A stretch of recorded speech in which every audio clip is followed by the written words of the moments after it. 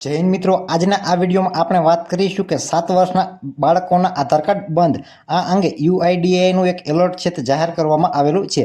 તો આ માહિતી સાચી છે કે ખોટી તે જાણવા માટે આ વિડીયોને તમે સંપૂર્ણ જોજો. અને આ વિડીયો તમને પસંદ આવે તો વિડીયોને લાઇક કરી દેજો, શેર કરી દેજો. અને આ ચેનલને તમે સબસ્ક્રાઇબ કરેલી નથી તો આ ચેનલને તમે સબસ્ક્રાઇબ કરી દેજો. તો જોઈએ મિત્રો કે યુઆઈડીએઆઈ દ્વારા છે તે કયું એલર્ટ જાહેર કરવામાં આવેલું છે.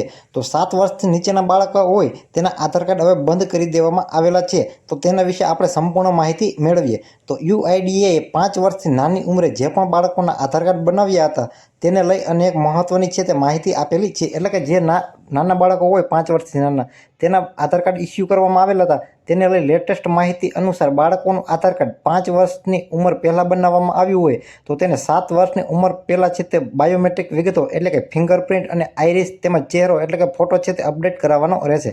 એટલે કે આધાર કાર્ડ કઢાવતી વખતે બાળકોની ઉંમર 5 વર્ષ પૂર્ણ થઈ ન હોય તો એ બાળકોએ તેની ઉંમર છે તે 7 વર્ષ પૂર્ણ કરે તે પહેલાં પોતાની બાયોમેટ્રિક વિગતો જેવી કે ફિંગરપ્રિન્ટ, આંખોના નિશાન અને ફોટો છે તે અપડેટ કરાવી લેવાના રહેશે. જો જે પણ બાળકોનું આવી રીતે અપડેટ કરવામાં નહીં આવે તો તે બાળકોના આધાર નંબર છે તે ડીએક્ટિવ થઈ જશે. બાળપણમાં આધાર બનાવતા સમયે નામ, જન્મ તારીખ, ફોટો અને સરનામા જેવી જ વિગતો લેવામાં આવેલ છે. કારણ કે તે સમયે બાળકોની બાયોમેટ્રિક જાણકારી સંપૂર્ણ રીતે વિકસિત હોતી નથી. એટલે કે 5 વર્ષથી નીચેના બાળકો હોય તેઓના આધાર કાર્ડ બનાવવામાં આવે ત્યારે તેની બાયોમેટ્રિક સંપૂર્ણ વિગતો એટલે કે આઈરિસ, ફિંગરપ્રિન્ટ વગેરે છે તે સંપૂર્ણ વિકસિત હોતી નથી.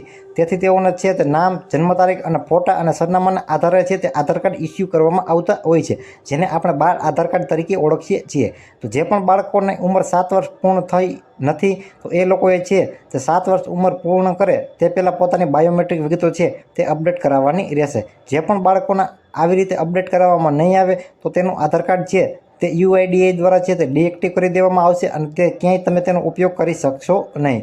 તો સમયસર દરેક બાળકોના આધાર કાર્ડ છે તે અપડેટ કરાવી લેવા જોઈએ. તો મિત્રો, આવી જ રીતે તમે એન્જલ ઇન્ફોર્મેશન યુટ્યુબ ચેનલ ઉપર સરકારી યોજના, સરકારી ભરતી, જમીન record, Aadhaar card, Ayushman card, ચૂંટણી card, ration card, Shram card, PAN card, driving licence, PM Kisan, i Khedut, digital Gujarat, ઈ સમાજ કલ્યાણ, ઓજસ સંબંધિત તથા અન્ય રસપ્રદ માહિતીસભર વિડીયો છે તે તમે આ ચેનલ ઉપર જોઈ શકશો. તેમજ અમારી આ યુટ્યુબ ચેનલના વિડીયોને તમે લાઇક કરી દેજો, શેર કરી દેજો.